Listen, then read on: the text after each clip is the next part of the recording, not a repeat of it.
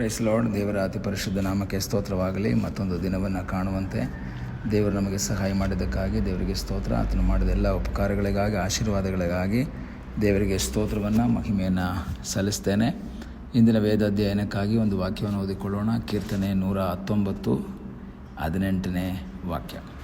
ನನ್ನ ಕಣ್ಣು ತೆರೆ, ಆಗ ನಿನ್ನ ಧರ್ಮಶಾಸ್ತ್ರದ ಅದ್ಭುತಗಳನ್ನು ಕಂಡುಕೊಳ್ಳುವೆನು. ಕೀರ್ತನೆಗಾರನು ಹೇಳ್ತಾನೆ, ಸ್ವಾಮಿ ನನ್ನ ಕಣ್ಣನ್ನು ತೆರೆ, ನಿನ್ನ ಧರ್ಮಶಾಸ್ತ್ರದ ಅದ್ಭುತಗಳನ್ನು ಕಂಡುಕೊಳ್ಳುವೆನು. ಕೆಲವು ಸಂದರ್ಭಗಳಲ್ಲಿ ನಮ್ಮ ಜೀವಿತದಲ್ಲಿ ದೇವರನ್ನು ನೋಡಬೇಕು ಅಂದರೆ, ದೇವರ ವಾಕ್ಯದಲ್ಲಿರುವಂಥ ಅದ್ಭುತಗಳನ್ನು ನೋಡಬೇಕು ಅಂದರೆ ನಮ್ಮ ಕಣ್ಣು ತೆರೆಯಲ್ಪಡಬೇಕಾದದ್ದು ಅತ್ಯವಶ್ಯವಾಗಿದೆ. ಇಲ್ಲಿ ಅವನು ಹೇಳ್ತಾ ಇರುವಂಥ ಕಣ್ಣು ಶಾರೀರಿಕ ಕಣ್ಣಲ್ಲ.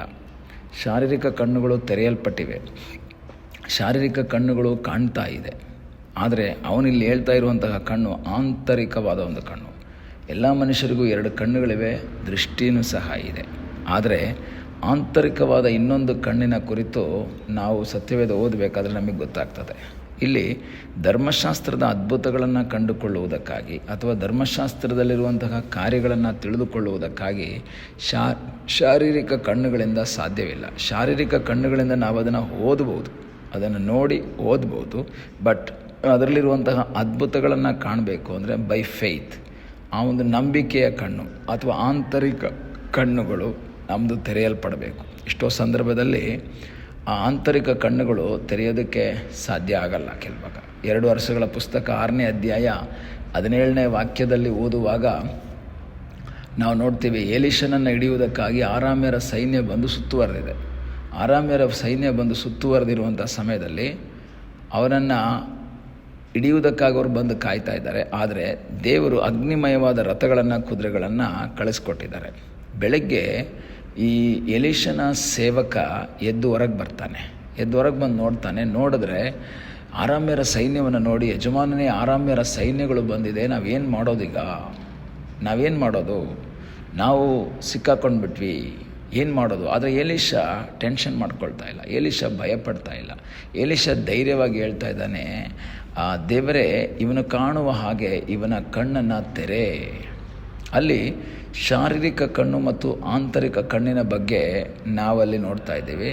ಅವನು ಆಲ್ರೆಡಿ ಏನು ಮಾಡ್ತಾ ಇದ್ದಾನೆ, ಅಲ್ಲಿನ ಸೈನ್ಯವನ್ನು ನೋಡಿದ್ದಾನೆ. ಅವನು ಅಲ್ಲಿ ಆ ಸೈನ್ಯವನ್ನು ನೋಡಿದ್ದಾನೆ. ನೋಡಿಬಿಟ್ಟು ಅಯ್ಯೋ ಯಜಮಾನನೇ ನಾವೇನು ಮಾಡೋದು ಎಂಬುದಾಗಿ ಹೇಳಿದಾಗ ಎಲೀಷ ಹೇಳುವಂತಹ ಒಂದು ಮಾತು ಏನು ಅಂದರೆ, ಸ್ವಾಮಿ ದೇವರೇ 20ನೇ ವಾಕ್ಯದಲ್ಲಿ, ಅದರ 17ನೇ ವಾಕ್ಯದಲ್ಲಿ, ಯೆಹೋವನೇ ಇವನು ನೋಡುವಂತೆ ಇವನ ಕಣ್ಣುಗಳನ್ನು ತೆರೆ. ಹಾಗಾದರೆ ಮೇಲೆ ಅವನು ಹೇಳಿದ್ದೇನು?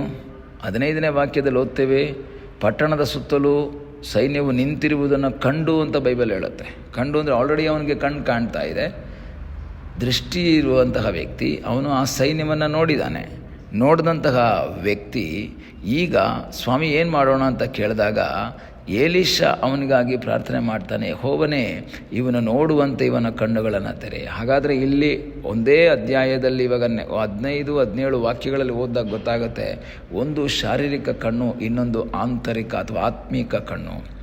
ಅಲ್ಲಿ ನೋಡಿದಾಗ ಕಣ್ಣು ತೆಗೆದಾಗ ಏನಾಯಿತು, ಎಲೀಷನ ರಕ್ಷಣೆಗಾಗಿ ಸುತ್ತನ ಗುಡ್ಡಗಳಲ್ಲಿ ಬಂದು ನಿಂತಿದ್ದ ಅಗ್ನಿಮಯವಾದ ರಥಾಶ್ವಗಳು ಆ ಸೇವಕನಿಗೆ ಕಂಡವು. ಹಾಗಾದರೆ ಮೊದಲು ಇವನಿಗದು ಕಾಣಲಿಲ್ಲ, ಮೊದಲು ಅಲ್ಲೇ ಇತ್ತದು, ಬಟ್ ಅವನು ಕಾಣಲಿಲ್ಲ ಅದನ್ನು. ಯಾಕೆ?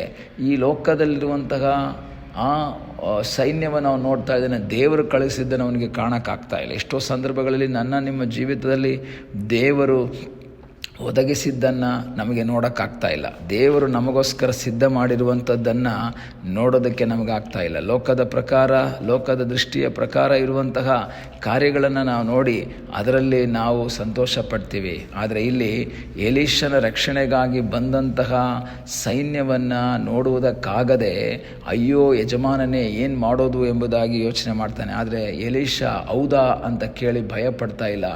ಎಲೀಷ ಒಂದೇ ಒಂದು ಮಾತು ಹೇಳ್ತಾನೆ, ಅವರ ಕಡೆಯಲ್ಲಿರುವವರಿಗಿಂತ ನಮ್ಮ ಕಡೆ ಇರುವವರು ಹೆಚ್ಚಿನವರಾಗಿದ್ದಾರೆ. ಸೇವಕನೇ, ನೀನು ಭಯಪಡಬೇಡ. ನಮ್ಮನ್ನು ರಕ್ಷಿಸುವುದಕ್ಕಾಗಿ ದೇವರು ಅಗ್ನಿಮಯವಾದ ರಥಗಳನ್ನು, ಕುದುರೆಗಳನ್ನು ಕಳಿಸ್ಕೊಟ್ಟಿದ್ದಾನೆ. ಈ ಹಗಲಿನ ಸಮಯದಲ್ಲಿ ನನ್ನ ಮಾತನ್ನು ಕೇಳುವಂತಹ ಪ್ರಿಯ ದೇವರ ಮಗುವೆ, ನಿನ್ನ ರಕ್ಷಣೆಗಾಗಿ, ನಿನಗೋಸ್ಕರವಾಗಿ ಅದ್ಭುತವನ್ನು ಮಾಡುವುದಕ್ಕೆ ಶಕ್ತನಾದ ಒಬ್ಬ ದೇವರಿರುವುದಕ್ಕಾಗಿ ದೇವರಿಗೆ ಸ್ತೋತ್ರ. ಆತನು ಮಾಡಿದಂತಹ ಎಲ್ಲ ಉಪಕಾರಗಳಿಗಾಗಿ ಸ್ತೋತ್ರ. ಆತನು ಅದ್ಭುತವನ್ನು ಮಾಡುವ ದೇವರು, ಸಹಾಯ ಮಾಡುವುದಕ್ಕೆ ಶಕ್ತನಾದ ಒಬ್ಬ ದೇವರಾಗಿದ್ದಾನೆ. ಎಲೀಷನ ರಕ್ಷಣೆಗಾಗಿ ದೇವರು ಕಳುಹಿಸಿದ್ದನ್ನು ದಾಸನಿಗೆ ಕಾಣೋದಕ್ಕಾಗಲಿಲ್ಲ. ಆದರೆ ಎಲೀಷ ಪ್ರಾರ್ಥನೆ ಮಾಡಿದಾಗ ದೇವರು ಅವನ ಕಣ್ಣನ್ನು ತೆರೀತಾನೆ, ಅವನಿಗದು ಕಾಣ್ತಾ ಇದೆ. ಅದೇ ರೀತಿಯಲ್ಲಿ ಈ ಬೆಳಗಿನ ಸಮಯದಲ್ಲಿ ನಾವು ದೇವರ ಸನ್ನಿಧಿಯಲ್ಲಿ ಪ್ರಾರ್ಥನೆ ಮಾಡೋಣ. ಸ್ವಾಮಿ, ನನ್ನ ಕಣ್ಣನ್ನು ತೆರೆಯಪ್ಪ. ನೀನು ನನಗಾಗಿ ಒದಗಿಸಿರುವಂಥದ್ದನ್ನು, ನೀನು ನನಗಾಗಿ ಇಟ್ಟಿರುವಂಥದ್ದನ್ನು ನನ್ನ ಕಣ್ಣು ಕಾಣಬೇಕು. ಅದು ಶಾರೀರಿಕ ಕಣ್ಣಿನಿಂದ ಕಾಣೋಕ್ಕಾಗಲ್ಲ, ಆತ್ಮಿಕ ಕಣ್ಣುಗಳಿಂದ ಮಾತ್ರ ಕಾಣಲ್ಪಡುವುದಕ್ಕೆ ಸಾಧ್ಯವಾಗುತ್ತೆ. ಆತ್ಮಿಕ ಕಣ್ಣುಗಳು ತೆರೆಯಲ್ಪಡುವುದಕ್ಕಾಗಿ ಈ ದಿವಸಗಳಲ್ಲಿ ಪ್ರಾರ್ಥನೆ ಮಾಡುವಂಥ ದೇವರ ಮಗುವೆ, ನಿನ್ನ ಆತ್ಮಿಕ ಕಣ್ಣುಗಳು ತೆರೆಯಲ್ಪಡುವಾಗ ದೇವರು ನಿನಗಾಗಿ ಒದಗಿಸಿರುವುದನ್ನು ನೋಡುವುದಕ್ಕೆ ಸಾಧ್ಯವಾಗುತ್ತೆ. ದೇವರು ನಿನಗಾಗಿ ಸಿದ್ಧ ಮಾಡಿರುವಂಥದ್ದನ್ನು ಕಾಣುವುದಕ್ಕೆ ಸಾಧ್ಯವಾಗುತ್ತೆ. ಆದ್ದರಿಂದ ನಂಬಿಕೆಯಿಂದ ದೇವರ ಮುಖವನ್ನು ನೋಡೋಣ. ಕರ್ತನೇ, ನನಗಾಗಿ ನೀನು ಒದಗಿಸಿರುವುದನ್ನು ನನ್ನ ಕಣ್ಣು ಕಾಣುವ ಹಾಗೆ ನನ್ನ ಆಂತರಿಕ ಕಣ್ಣುಗಳು ತೆರೆ ಎಂಬುದಾಗಿ ನಾವು ಪ್ರಾರ್ಥನೆ ಮಾಡೋಣ. ಕಣ್ಣುಗಳನ್ನ ಮುಚ್ಚೋಣ, ಪ್ರಾರ್ಥಿಸೋಣ. ನಮ್ಮನ್ನು ಬಹಳವಾಗಿ ಪ್ರೀತಿ ಮಾಡುವ ಪರಲೋಕದ ತಂದೆಯಾದ ದೇವರೇ, ಮತ್ತೊಂದು ಸಾರಿ ನಿನ್ನ ಸನ್ನಿಧಾನದಲ್ಲಿ ನಾವು ಬಂದಿದ್ದೇವೆ. ನಮ್ಮನ್ನೇ ನಿನ್ನ ಪಾದಗಳಿಗೆ ಒಪ್ಪಿಸಿಕೊಡ್ತೇವೆ. ನಿನ್ನ ಕೃಪೆಯಲ್ಲಿ ನಮ್ಮನ್ನು ಮರೆಮಾಡು, ಆಶೀರ್ವಸು. ನಿನ್ನ ದೈವಿಕವಾದ ಕಾವಲು, ಸಾನ್ನಿಧ್ಯ ನಮ್ಮ ಸಂಗಡ ಇರಲಿ ಎಂಬುದಾಗಿ ನಾವು ಪ್ರಾರ್ಥಿಸ್ತೇವೆ. ನಮ್ಮ ಕಣ್ಣುಗಳನ್ನ ತೆರೆಯಪ್ಪ. ನಿನ್ನ ಅದ್ಭುತಗಳನ್ನ ಕಾಣುವಂತೆ, ನಿನ್ನ ಧರ್ಮಶಾಸ್ತ್ರದಲ್ಲಿರುವಂಥ ಅದ್ಭುತಗಳು, ನೀನು ನಮಗಾಗಿ ಸಿದ್ಧ ಮಾಡಿರುವಂಥ ಅದ್ಭುತಗಳನ್ನು ಕಂಡು ನಿನ್ನನ್ನು ಘನಪಡಿಸುವ ಹಾಗೆ ಕರ್ತನೆ, ನೀನು ನಮಗೆ ಸಹಾಯ ಮಾಡು ಎಂಬುದಾಗಿ ನಾವು ಪ್ರಾರ್ಥಿಸ್ತೇವೆ. ಪ್ರಾರ್ಥನೆಯನ್ನು ಕೇಳಿದ್ದಕ್ಕಾಗಿ ನಿನಗೆ ಸ್ತೋತ್ರ. ಯೇಸುವಿನ ಮುದ್ದಾದ ಹೆಸರಿನಲ್ಲಿ ಬೇಡಿಕೊಳ್ಳುತ್ತೇವೆ ನಮ್ಮ ಪ್ರೀತಿಯ ತಂದೆಯೇ. ಆಮೇನ್. God bless you.